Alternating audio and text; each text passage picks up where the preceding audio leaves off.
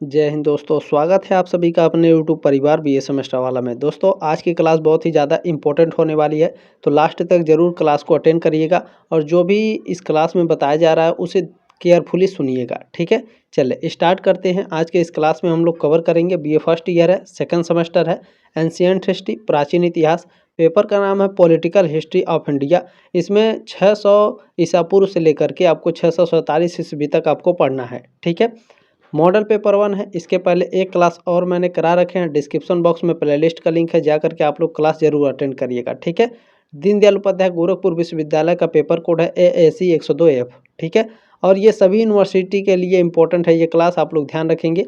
और ये MCQ based class होने वाली है। ठीक है, परीक्षा में यही सब छपेंगे, इससे बाहर कुछ भी नहीं आने वाला है। ध्यान से देखिएगा क्लास को। ठीक है, चले स्टार्ट करते हैं। चले, इसमें बाकी सारी चीज़ें मैंने आप लोगों को बता रखी है। दोस्तों सारी चीज़ें आप लोगों के लिए फ्री है। ठीक है, सॉल्वेंट मॉडल पेपर है फॉर एग्जाम 2025 के लिए, 2026 के लिए। सारे क्लास नोट और PDF आपको फ्री में मिलेंगे। टेलीग्राम ग्रुप ज्वाइन कर लीजिएगा, उसमें मैं सारी चीज़ें सेंड कर देता हूँ। वहाँ से आप लोग डाउनलोड करके भी सारे नोट्स और PDF प्राप्त कर सकते हैं। ठीक है, फर्स्ट ईयर है, सेकेंड सेमेस्टर है, एंशिएंट हिस्ट्री। इसमें आपके पेपर का नाम है, ध्यान से देखेंगे। और जो दीनदयाल उपाध्याय गोरखपुर विश्वविद्यालय के बच्चे हैं वो भी ध्यान से सुनेंगे। ठीक है, देखिए पॉलिटिकल हिस्ट्री ऑफ इंडिया 600 ईसा पूर्व से लेकर के 647 ईस्वी तक आपको पढ़ना है।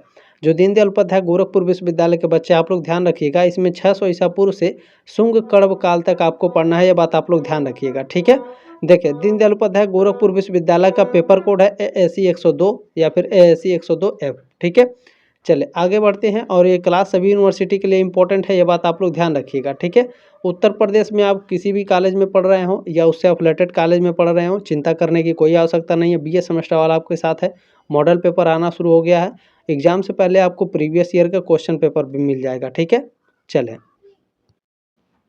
इसमें फर्स्ट क्वेश्चन आपसे पूछा गया है, चंद्रगुप्त मौर्य का प्रधानमंत्री कौन था? चंद्रगुप्त मौर्य के प्रधानमंत्री चाणक्य थे। फर्स्ट ऑप्शन आपका करेक्ट है। नेक्स्ट क्वेश्चन देखेंगे, आपसे पूछा गया है। नेक्स्ट क्वेश्चन देखिए, नंद शासन का महत्व है निम्न जाति के उत्कर्ष में, समृद्धि में, सुशासन में या वास्तु के विकास में? नंद शासन का जो महत्व है वो सुशासन में है। ठीक है, C ऑप्शन आपका राइट है। अब इनके बारे में जो नोट्स है उसको ध्यान से पढ़िएगा, आपके डाउट क्लियर हो जाएंगे और यहाँ से कई सारे क्वेश्चन आपके एग्जाम में बनते हैं। ठीक है, नंद शासन जिसे महापद्मानंद ने स्थापित किया था, प्राचीन भारत के इतिहास में महत्वपूर्ण है क्योंकि यह मौर्य साम्राज्य के उदय से पहले मगध में एक शक्तिशाली साम्राज्य था जिसने उत्तर भारत में एक छत्र शासन की नींव रखी। ठीक है, और ये सारे नोट्स और PDF बिल्कुल फ्री में आपको मिलते हैं। टेलीग्राम ग्रुप ज्वाइन कर लीजिएगा, डिस्क्रिप्शन बॉक्स में है। ठीक है, नेक्स्ट क्वेश्चन है, इसमें पाटलिपुत्र का संस्थापक कौन था? लगातार ये क्वेश्चन कई वर्षों से आपके एग्जाम में पूछा जा रहा है, तो ध्यान रखेंगे, बहुत ही ये इंपॉर्टेंट क्वेश्चन है। ठीक है, पाटलिपुत्र के संस्थापक उदयभद्र थे। C ऑप्शन आपका करेक्ट है। देखिए उदयभद्र का उदयन नाम भी है, ध्यान रखिएगा, अभी मैं आपको आगे दिखा दे रहा हूँ। ठीक है, देखिए पाटलिपुत्र शहर की स्थापना उदयन ने या फिर उदयभद्र ने दो नदियों सोन और गंगा के संगम पर की थी। ठीक है, आपसे पूछा जाएगा कि पाटलिपुत्र शहर की स्थापना उदयभद्र ने या फिर उदयन ने किन नदियों के बीच में की थी? तो सोन और गंगा नदी के संगम पर। ठीक है, साम्राज्य में पाटलिपुत्र के महत्वपूर्ण स्थान के कारण उन्होंने अपनी राजधानी राजगृह से पाटलिपुत्र स्थानांतरित कर दी। पाली भाषा में इसका नाम राजगृह रखा गया। पाटलिपुत्र का पाली भाषा में क्या नाम है पूछा जाएगा तो राजगृह। ठीक है, अच्छा, अब जो उदयन है, ठीक है, उदयन का शासनकाल पूछा जाता है तो 460 से 444 ईसा पूर्व तक इनका शासनकाल रहा। प्राचीन भारत में मगध के एक राजा थे जिन्हें उदयभद्र के नाम से भी जाना जाता था, इन्हें उदयभद्र के नाम से जाना जाता था। ठीक है, बौद्ध और जैन स्रोतों के अनुसार वह हर्यक राजा अजातशत्रु के पुत्र और उत्तराधिकारी थे। ठीक है, अभी आगे मैं आपको और अच्छे तरीके से बता दे रहा हूँ। देखें, बौद्ध परंपरा के अनुसार उदयन अजातशत्रु के पसंदीदा पुत्र थे और अपने दादा बिंबिसार के शासनकाल के दौरान रहते थे। अजातशत्रु उदयन का पिता और बिंबिसार का पुत्र था, यानी बिंबिसार का पुत्र कौन था? अजातशत्रु। अजातशत्रु का पुत्र कौन था? उदयन या फिर उदयभद्र। ठीक है, हर्यक वंश में यही तीन शासक सबसे मोस्ट इंपॉर्टेंट है, यही सबसे ज़्यादा शक्तिशाली थे तीन शासक, बिंबिसार, अजातशत्रु और उदयभद्र या फिर उदयन, ठीक है। और जो उदयन था इसके 3 बच्चे थे, ठीक है। और अभी मैं आगे आपको बताऊंगा काफ़ी अच्छे से एक्सप्लेन करके, तभी आपको समझ में आएगा, ठीक है। प्रथम बौद्ध संगीति कहाँ हुई थी? प्रथम बौद्ध संगीति कहाँ हुई थी बताइए आप सभी लोग। बिल्कुल राजगृह में प्रथम बौद्ध संगीति आपकी हुई थी। डी ऑप्शन आपका राइट है। अब इसमें जो नोट्स दिए जा रहे हैं आपको इसको ध्यान से पढ़ना है, यहाँ से कई क्वेश्चन बनते हैं, ध्यान से देखें। प्रथम बौद्ध संगीति राजगृह, राजगृह वर्तमान में कहाँ है? राजगीर, ठीक है। यह संगीति 483 ईसा पूर्व में आयोजित की गई थी। सन पूछेगा तो 483 ईसा पूर्व प्रथम बौद्ध संगीति, ठीक है। इस संगीति की अध्यक्षता किसने की थी पूछा जाता है, महाकश्यप ने। प्रथम बौद्ध संगीति की अध्यक्षता किसने की? महाकश्यप ने। यह संगीति हर्यक वंश के राजा अजातशत्रु के संरक्षण में आयोजित की गई थी। प्रथम बौद्ध संगीति किसके संरक्षण में आयोजित की गई? अजातशत्रु के संरक्षण में। ऐसा नहीं है कि मैं आपको हवा में बता रहा हूँ, ये सारे क्वेश्चन आपके एग्जाम में पूछे जा चुके हैं जो मैं आपको बोल रहा हूँ, ठीक है। चलें, नंद वंश का अंतिम शासक कौन था? नंद वंश के जो अंतिम शासक थे वो घनानंद थे। डी ऑप्शन आपका राइट है। या फिर धनानंद इनका नाम लिख करके आता है, ध्यान देंगे, ठीक है। धनानंद नंद वंश का अंतिम शासक था। चंद्रगुप्त मौर्य ने 322 ईसा पूर्व में धनानंद को हटाकर मौर्य साम्राज्य की स्थापना की थी। नेक्स्ट क्वेश्चन देखिए पूछा गया है, उदयन किस धर्म का अनुयायी था? तो जो उदयन था, अनुयायी माने क्या होता है? फॉलोअर्स, यानी आप किसको चाहते हैं ज़्यादा। जैसे आप किसी भी धर्म के होंगे तो यदि आप हिंदू धर्म के हैं तो हिंदू धर्म में कई सारे देवी देवता हैं और कई सारे देवी देवताओं में आप किसी को ज़्यादा चाहते होंगे तो उन्हीं के फॉलोअर्स, जैसे हनुमान जी के ज़्यादा फॉलोअर्स हैं तो फॉलोअर्स को अनुयायी कहते हैं हिंदी में, ठीक है। तो जो उदयन थे किस धर्म के अनुयायी थे? तो उदयन आपके जैन धर्म के अनुयायी थे, ठीक है। डी ऑप्शन आपका राइट है। चले, अब यहाँ पर ध्यान से पढ़िएगा, यहाँ पर बहुत ही ज़्यादा इम्पोर्टेंट है ये। हर्यक राजवंश के राजा बिंबिसार, बिंबिसार का शासनकाल पूछा जाता है तो 558 से लेकर के 491 ईसा पूर्व। और इनके पुत्र थे बिंबिसार के अजातशत्रु। अजातशत्रु का शासनकाल 492 से लेकर के 460 ईसा पूर्व तक रहा। अब अजातशत्रु के पुत्र थे उदयन। उदयन का जो शासनकाल है 460 से 444 ईसा पूर्व या फिर 440 ईसा पूर्व तक रहा, ठीक है। यहाँ पर 444 ईसा पूर्व है, ठीक है। हो सकता है आपका टाइपिंग में गलती हो जाती है, ठीक है। देखिए यहाँ पर है, टाइपिंग में हो सकता है गलती हो गई होगी, कमेंट करके आप लोग ज़रूर बता देंगे, ठीक है। चले तो ठीक है। और ये तीनों जो बिंबिसार थे, अजातशत्रु थे और उदयन थे, ये तीनों जो है जैन धर्म के संरक्षक थे, ठीक है। बौद्ध ग्रंथों के अनुसार उदयन के 3 पुत्र थे। कौन कौन से? अनिरुद्ध, मंडक और नागदशक। उदयन के तीनों पुत्रों ने राज्य किया। अंतिम राजा नागदशक था जो अत्यंत विलासी और निर्बल था। शासन तंत्र में शिथिलता के कारण व्यापक असंतोष जनता में फैला। राज्य विद्रोह कर उनका सेनापति शिशुनाग राजा बना, ठीक है। इस प्रकार हर्यक वंश का अंत और शिशुनाग वंश की स्थापना 413 ईसा पूर्व में हुई।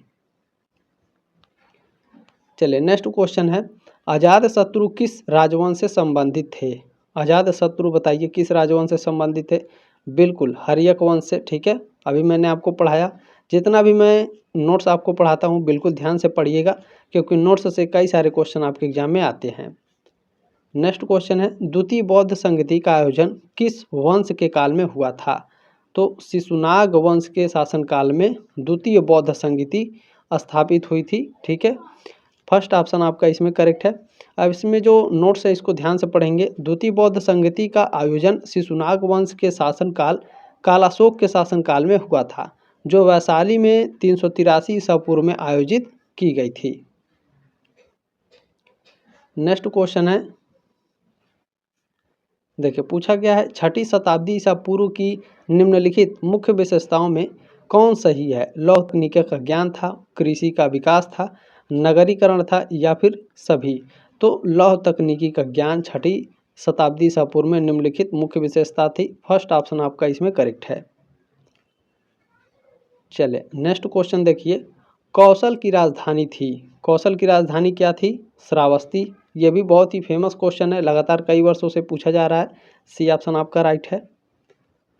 चले नेक्स्ट क्वेश्चन आपसे पूछा गया है, निम्न विकल्पों में से कौन सा एक सही नहीं है? तो कपिलवस्तु की जो राजधानी थी वो शाक्य थी। पावा कोली, पावा का गलत है क्योंकि देखिए पावा मल्ल महाजनपद की एक राजधानी थी जिसकी दूसरी राजधानी कुशीनारा थी। पावा की दो राजधानियाँ थीं, एक का नाम था मल्ल महाजनपद और दूसरा कुशीनारा। ठीक है, बाकी मिथिला, विदेह, वैशाली का लिच्छवी। ठीक है, चलें नेक्स्ट क्वेश्चन देखें। ये भी कई सालों से लगातार आपके एग्जाम में आ रहा है। वस्त्रकार मंत्री था किसका? बिंबिसार का, प्रसेनजीत का, अजातशत्रु का। इन तीनों में से किसका था? बिल्कुल अजातशत्रु का जो है वस्त्रकार मंत्री था। सी ऑप्शन आपका राइट है। ठीक है, चले अब इसके बारे में जान लीजिए। ठीक है, देखिए वस्त्रकार मगध के हर्यक वंश के राजा अजातशत्रु का मंत्री था। वस्त्रकार एक कुशल राजनीतिज्ञ था। उसने लिच्छवियों में फूट डालकर साम्राज्य का विस्तार किया था। नेक्स्ट क्वेश्चन है, मगध पर शासन करने वाले राजवंश का सही क्रम क्या है? तो इनका सही क्रम है, देखिए सबसे पहले नंद वंश ने शासक किया, फिर मौर्य, फिर शुंग वंश ने। मगध पर इन तीनों शासकों ने अपना शासन किया। फर्स्ट ऑप्शन आपका इसमें करेक्ट है। ठीक है, अब की पॉइंट देखिएगा, आपको मजा आ जाएगा एकदम। नंद वंश देखे 345 ईसा पूर्व से 322 ईसा पूर्व तक मगध पर शासन किए थे। मौर्य वंश 322 ईसा पूर्व से 185 ईसा पूर्व तक शासन किए थे। मगध पर जो शुंग वंश था इन्होंने 185 ईसा पूर्व से 73 ईसा पूर्व तक शासन किया मगध पर। ठीक है, इन तीन शासकों ने शासन किया। कब से कब तक किया ये भी मैंने आपको बता दिया है। ठीक है, चलिए देखिए क्लास अच्छा लग रहा हो तो प्लीज़ इसे शेयर कर दीजिएगा व्हाट्सएप पर। बहुत ही इन्फॉर्मेटिव क्लास है। देखिए यूट्यूब पर पढ़ाते तो सभी लोग हैं, लेकिन पढ़ाने का जो तरीका सबका अलग अलग होता है। ठीक है, चले निम्नलिखित में से कौन एक गणराज्य था? अंग, शाक्य, मथुरा या Magadh? Very very most important है ये क्वेश्चन, इस बार भी आएगा और किसी तरीके वे से आपके एग्जाम में पूछेगा, आप इसका उत्तर दे पाएंगे। मैं बता रहा हूँ कैसे। ठीक है, देखिए तो कौन सा एक गणराज्य था? तो इसमें जो आपके अंग हैं, मथुरा है और मगध, ये तीनों आपके क्या हैं? गणराज्य नहीं है। ठीक है, इसमें जो शाक्य है वो एक गणराज्य है। बी ऑप्शन आपका राइट है। ठीक है, तो प्राचीन काल में गणराज्य कौन थे और राजतंत्र कौन थे, ये दोनों आपके एग्जाम में क्वेश्चन पूछे जाते हैं। ठीक है, तो महाजनपद दो प्रकार के थे, कौन से? एक था राजतंत्र राज्य और एक था आपका गणतंत्र राज्य। राजतंत्र में आपके अंग, अवंती, चेदी, काशी, कौशल, गांधार, मगध, मत्स्य, शूरसेन और वत्स, ये राजतंत्री राज्य थे। गैर राजतंत्री राज्य यानी गणतंत्र राज्य कौन कौन से थे? कंबोज, कुरु, कोली, मल्ल, मौर्य, शाक्य, वज्जी, पांचाल, लिच्छवी, भग्गा, कलामास, विदेही और ज्ञान त्रिकस, ये सभी क्या हैं? आपके गणतंत्र राज्य। वेरी वेरी मोस्ट इंपॉर्टेंट है, याद रखिएगा। अगर ये दोनों आपको याद हो गया ना तो ये क्वेश्चन किसी भी तरीके से आपके एग्जाम में पूछे, आपका उत्तर एक भी गलत नहीं होगा। ठीक है, चलें नेक्स्ट क्वेश्चन है, देखें सिकंदर की मृत्यु हुई, सिकंदर महान की मृत्यु कहाँ हुई थी? सिकंदर महान की मृत्यु बेबीलोन में हुई थी। बी ऑप्शन आपका राइट है। ठीक है, पूछा जाएगा कि सिकंदर महान की मृत्यु बेबीलोन में कब हुई थी? 323 ईसा पूर्व में हुई थी। ठीक है, 323 ईसा पूर्व में सिकंदर महान की मृत्यु हुई थी। ठीक है, चले इसमें नेक्स्ट क्वेश्चन आपसे पूछा गया है, सिकंदर के आक्रमण के समय तक्षशिला का शासक कौन था? तो उसके शासक आम्भी थे। ठीक है, बी ऑप्शन आपका राइट है। नेक्स्ट क्वेश्चन देखिए आपसे पूछा गया है, निम्नलिखित में से कौन मगध साम्राज्य की प्रथम राजधानी थी? मगध साम्राज्य की प्रथम राजधानी राजगिरी थी। बी ऑप्शन आपका राइट है। देखिए मगध साम्राज्य की प्रथम राजधानी राजगिरी थी, जिसे प्राचीन काल में गिरिव्रज के नाम से भी जाना जाता था। बाद में मगध की राजधानी पाटलिपुत्र बनी, जिसे आज पटना के नाम से जाना जाता है। ठीक है, अच्छा ये क्वेश्चन पूछता है कि राजगिरी का प्राचीन काल में, राजगिरी को प्राचीन काल में किस नाम से जाना जाता था? ये क्वेश्चन पूछ चुका है। ठीक है, गिरिव्रज के नाम से जाना जाता था। नेक्स्ट क्वेश्चन देखें, किस अभिलेख में भारतवर्ष का उल्लेख पहली बार हुआ है?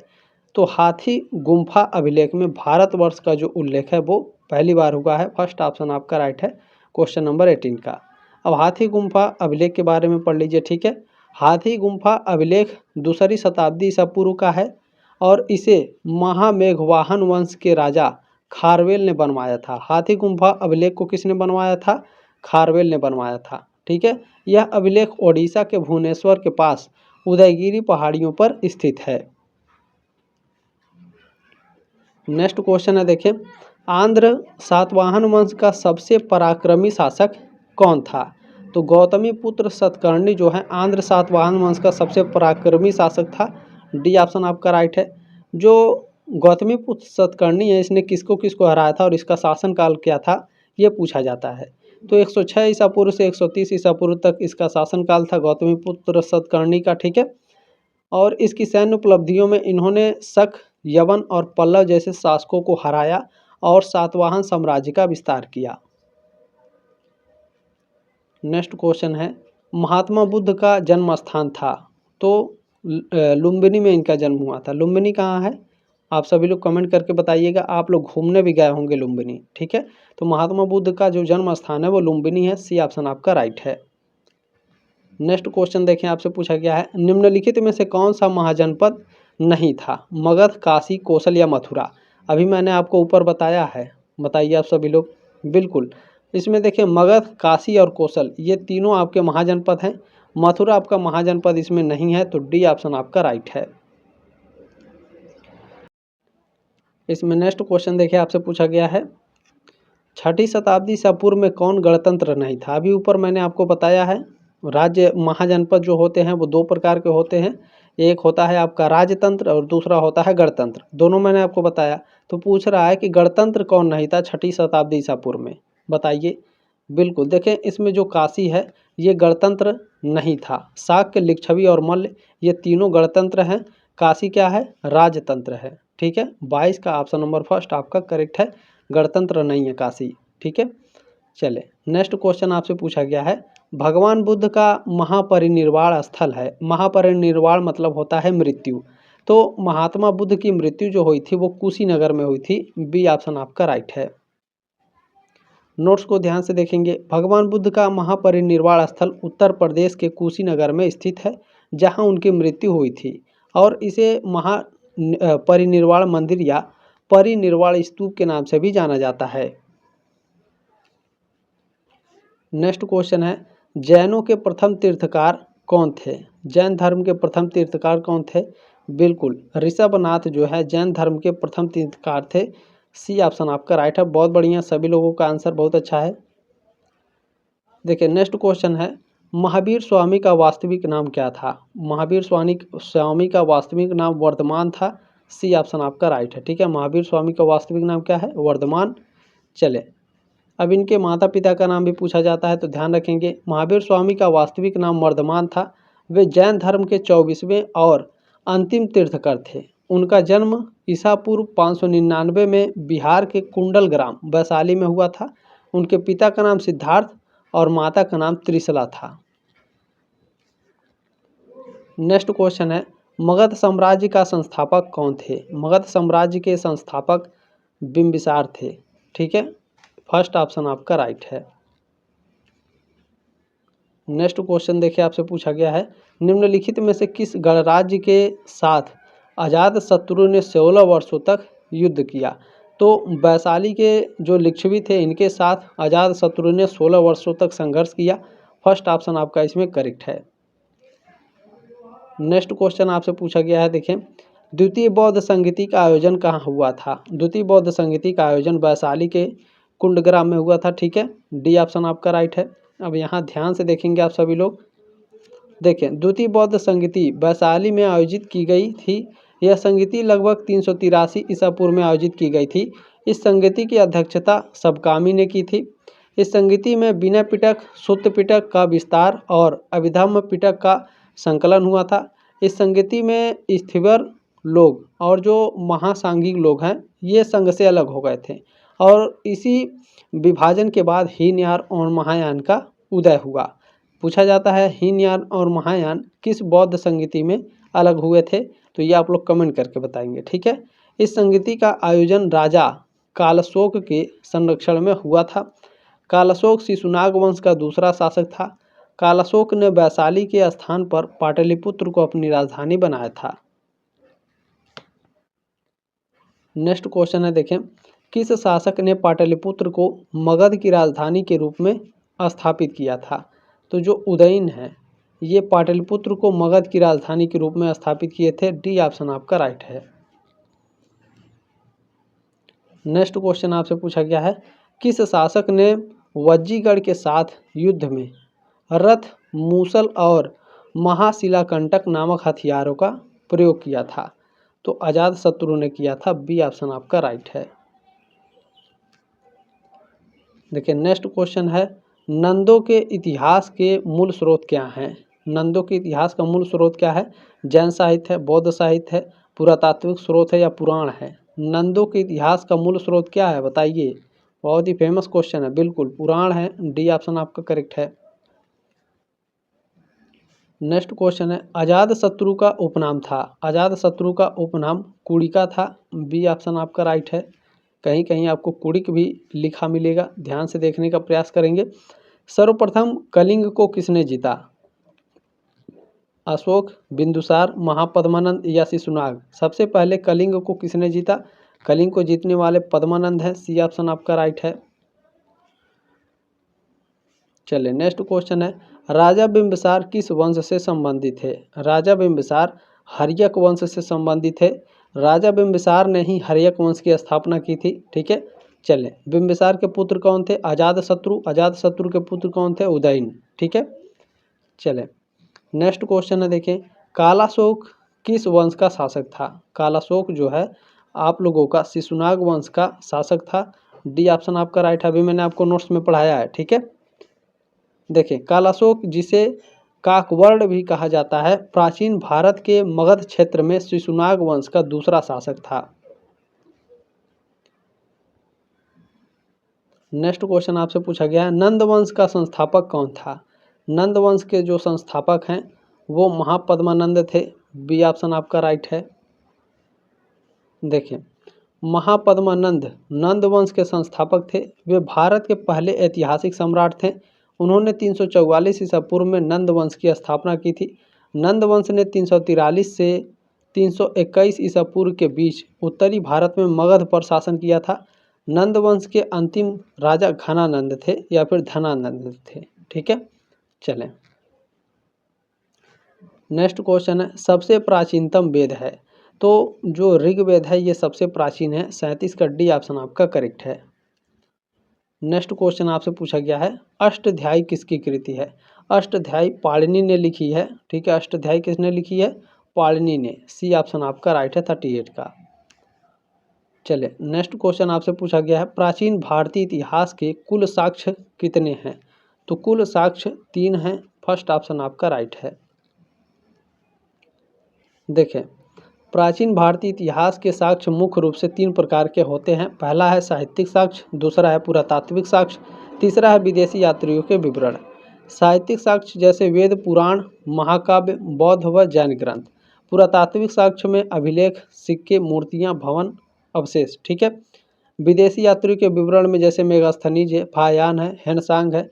इन्होंने जो किताबें लिखी हैं इसको लेकर के भारतीय इतिहास के मुख्य जो है साक्ष्य हैं। ठीक है, हमें भारतीय इतिहास को जानने का मिलता है, इन्होंने अपनी पुस्तकों में लिखा है। सिक्कों से भी हमें मिलता है जानने के लिए। ठीक है, चलें, इंडिका का लेखक कौन था? इंडिका पुस्तक को मेगास्थनीज ने लिखा है। ठीक है, बी ऑप्शन आपका राइट है क्वेश्चन नंबर 40 का। नेक्स्ट क्वेश्चन देखें आपसे क्या पूछा गया है। देखिए भारतीय इतिहास ज्ञान का प्राचीनतम स्रोत है, रामायण, महाभारत, ऋग्वेद या मनुस्मृति? भारतीय इतिहास ज्ञान का प्राचीनतम स्रोत क्या है? ऋग्वेद है। सी ऑप्शन आपका करेक्ट है। नेक्स्ट क्वेश्चन, अर्थशास्त्र का लेखक कौन है? कौटिल्य हैं अर्थशास्त्र के लेखक। फर्स्ट ऑप्शन आपका राइट है 42 का। नेक्स्ट क्वेश्चन देखें आपसे पूछा गया है, मृच्छकटिकम की रचना किसने की? भारवी, शूद्रक, विशाखदत्त या इनमें से कोई नहीं? मृच्छकटिकम की रचना किसने की? बहुत ही फेमस क्वेश्चन है, बताइए सभी लोग।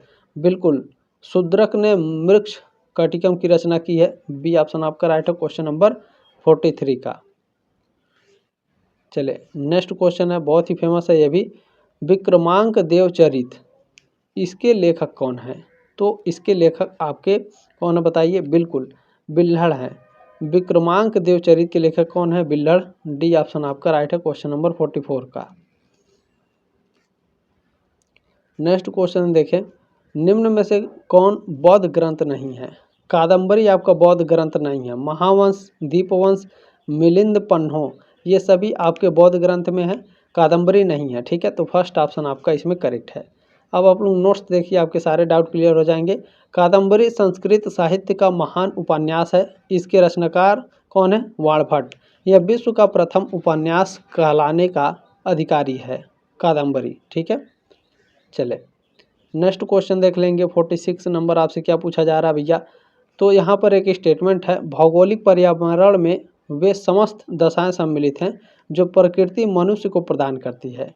तो ये मैकाइवर और पेज ने कहा था। ठीक है, ये आप लोग कक्षा 10 से समाज विज्ञान में पढ़ते आ रहे हैं। ठीक है, डी ऑप्शन आपका राइट है क्वेश्चन नंबर 46 का। देखें, मैकाइवर एवं पेज ने अपनी पुस्तक सोसाइटी एंड इंट्रोडक्टरी एनालिसिस में भौगोलिक पर्यावरण को परिभाषित करते हुए यह विचार व्यक्त किया था या फिर व्यक्त किया हुआ है बुक में। ठीक है, देखें, वैदिक आर्य किस देवता की पूजा नहीं करते थे? तो जो वैदिक आर्य थे ये पशुपति की पूजा नहीं करते थे, इंद्र की करते थे, वरुण की, मरुत की, अच्छा मारुत की। ठीक है, बी ऑप्शन आपका इसमें राइट है आपका। वैदिक आर्य जो है पशुपति की पूजा नहीं करते थे। ठीक है, किसकी पूजा करते थे भैया? पूछेगा तो ध्यान रखेंगे। वैदिक आर्य द्वारा पूजित प्रमुख देवताओं में इंद्र हैं, सूर्य हैं, अग्नि, उषा, वायु, वरुण, मित्र, अदिति, यम, सोम, सरस्वती, पृथ्वी, रुद्र ये सभी की पूजा करते थे वैदिक आर्य। नेक्स्ट क्वेश्चन है, निम्नलिखित स्मृति ग्रंथों में से कौन सबसे प्राचीन है? तो मनुस्मृति सबसे प्राचीन है, 48 का ऑप्शन नंबर बी करेक्ट है। नेक्स्ट क्वेश्चन देखिए, पूछा गया कि किसे आदि कवि माना जाता है? कालिदास को, कल्हड़ को, वाल्मीकि को या फिर भारवी को? तो इसमें जो आपके वाल्मीकि हैं इनको आदि कवि माना जाता है। सी ऑप्शन आपका राइट है। नेक्स्ट क्वेश्चन देखें, ये एक बुक है पेरिप्लस ऑफ द इरिट्रियन सी। ठीक है, पेरिप्लस ऑफ द इरिट्रियन सी, इसके लेखक कौन है? बिल्कुल विलियम एच शॉप इसके लेखक हैं। बी ऑप्शन आपका राइट है। देखें, Periplus of the Erythraean Sea Roman साम्राज्य और पूर्वी दुनिया के बीच समुद्री व्यापार की परिस्थितियों का वर्णन करने वाली एक पुस्तक है। इसके लेखक विलियम एच शॉप यूनानी व्यापारी या यूनानी नाविक थे। ठीक है, इसमें नेक्स्ट क्वेश्चन देखेंगे, आपसे क्या पूछा गया है? पूछा गया कि महाभारत का लेखक कौन था? महाभारत किसने लिखा है? वेद व्यास ने। डी ऑप्शन आपका राइट है 51 का। नेक्स्ट क्वेश्चन आपसे पूछा गया, देखिए, नीति सार की रचना किसने की? नीति सार की रचना कामंदक ने की है। सी ऑप्शन आपका राइट है। नेक्स्ट क्वेश्चन देखिए, बुद्ध का अर्थ है, बुद्ध का अर्थ है ज्ञान प्राप्त। फर्स्ट ऑप्शन आपका राइट है क्वेश्चन नंबर 53 का। नेक्स्ट क्वेश्चन है, देखिए, निम्न में से किस स्थल पर भगवान बुद्ध ने आत्मज्ञान प्राप्त किया था? तो बोध गया में भगवान बुद्ध ने आत्मज्ञान प्राप्त किया था। ठीक है, बोध गया कहाँ पर है सर जी? तो फर्स्ट ऑप्शन है इसका करेक्ट है, ध्यान में रखेंगे। अब चलिए जान लेते हैं। देखिए, भगवान बुद्ध ने बोध गया बिहार के बोधि वृक्ष के नीचे आत्मज्ञान प्राप्त किया था। ठीक है, चले इसमें नेक्स्ट क्वेश्चन आपसे पूछा गया है, 4 महान सत्य की अवधारणा किस धर्म से संबंधित है? सिख धर्म से, हिंदू धर्म से, जैन धर्म से या बुद्ध धर्म से? तो 4 महान सत्य की जो अवधारणा है बुद्ध धर्म से संबंधित है। डी ऑप्शन आपका राइट है 55 का। अब इसमें जो की पॉइंट है इसको ध्यान से देखिएगा। यहाँ ये जो क्वेश्चन है बहुत ही फेमस है, कई सालों से लगातार आपके एग्जाम में पूछा जा रहा है। ठीक है, 4 महान सत्य 4 नोबेल ट्रूथ्स की अवधारणा बौद्ध धर्म से संबंधित है, जो बुद्ध द्वारा दी गई शिक्षाओं का एक महत्वपूर्ण हिस्सा है। पहला सत्य है जीवन में दुख है, यानी दुखा। दूसरा सत्य है दुख का कारण। तीसरा सत्य है दुख का अंत संभव है। चौथा सत्य है दुख के अंत का मार्ग। ठीक है, चलें नेक्स्ट क्वेश्चन देखिए, पूछा गया आपसे, निम्न में से किस स्थल पर भगवान बुद्ध ने 4 महान सत्य पर अपना प्रथम उपदेश दिया? सारनाथ में इन्होंने अपना पहला उपदेश दिया था। यह भी क्वेश्चन पूछा जाता है कि भगवान बुद्ध ने अपना पहला उपदेश कहाँ दिया? सारनाथ में दिया था। ठीक है, 56 का सी ऑप्शन आपका राइट है। भगवान बुद्ध ने 4 महान सत्य पर अपना प्रथम उपदेश सारनाथ में दिया था, जो वाराणसी के पास स्थित है। नेक्स्ट क्वेश्चन है, 4 वेदों में से कौन सा जैन तीर्थकारों ऋषभ और अरिष्टनेमि का स्पष्ट संदर्भ देता है? कौन सा वेद देता है? तो यह ऋग्वेद देता है। फर्स्ट ऑप्शन आपका राइट है। नेक्स्ट क्वेश्चन आपसे इसमें पूछा गया है, जैन धर्म का सबसे प्राचीन ग्रंथ क्या है? ग्रंथ पूछा है जैन धर्म का, तो जैन धर्म का जो प्राचीन ग्रंथ है वो आगम है। फर्स्ट ऑप्शन आपका राइट है। आगम जो है बहुत ही फेमस है और ये लगातार आपके एग्जाम में बने रहते हैं। जैन धर्म का सबसे प्राचीन और महत्वपूर्ण ग्रंथ आगम है, जो जैन साहित्य का आधार है और इसमें महावीर स्वामी के उपदेशों और जैन संस्कृति से जुड़ी कथाओं का संकलन है।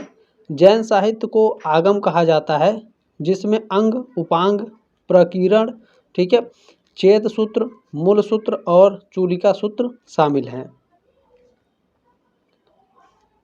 देखिए नेक्स्ट क्वेश्चन है, आगम ग्रंथ किस भाषा में लिखे गए थे? हिंदी, संस्कृत, पाली या प्राकृत? बताइए, बहुत ही फेमस क्वेश्चन है। बिल्कुल प्राकृत भाषा में लिखी गई है आगम ग्रंथ। ठीक है, चलें, डी ऑप्शन आपका राइट है। आपने जो प्यार और सपोर्ट दिया इसके लिए बहुत बहुत धन्यवाद। इसी तरह से अपना प्यार और सपोर्ट बनाए रखिए। ठीक है, सपोर्ट आप लोग सब्सक्राइब करके कीजिए। ठीक है, इसमें आपका नेक्स्ट क्वेश्चन पूछा गया, देखिए, जैन साहित्य में कितने अंग ग्रंथ हैं? ठीक है, क्या करा है, जैन साहित्य में कितने अंग ग्रंथ हैं? और एक क्वेश्चन पूछता है, जैन साहित्य में कितने उपांग हैं? ठीक है, कितने उपांग हैं जैन साहित्य में? तो देखें, जैन साहित्य में 12 आपके अंग ग्रंथ हैं और 12 आपके उपांग भी हैं। ठीक है, 12 आपके उपांग भी हैं, 12 आपके अंग भी हैं। तो दोनों को याद रखिएगा, ये दोनों क्वेश्चन आपको याद हो गए। अब पूछा जाएगा कि इनमें से कौन आपके अंग ग्रंथ का हिस्सा नहीं है या फिर अंग ग्रंथ का हिस्सा है जैन साहित्य में। तो जब आपको याद रहेगा तभी आप इसका उत्तर दे पाएंगे। ठीक है, जैन साहित्य में मुख्य रूप से 12 अंग ग्रंथ होते हैं। यहाँ जो है आपके 12 अंगों के नाम दिए गए हैं। ठीक है, तो अच्छे से इन सभी का नाम आप लोग ध्यान से पढ़ लेंगे और इसका जो PDF है आप लोग ज़रूर डाउनलोड कर लीजिएगा टेलीग्राम ग्रुप में जा करके। ठीक है, तो क्लास कैसी लगी कमेंट के माध्यम से अपनी राय ज़रूर बताएं। जल्द मिलेंगे आपके नेक्स्ट क्लास में, तब तक के लिए जय हिंद, वंदे मातरम।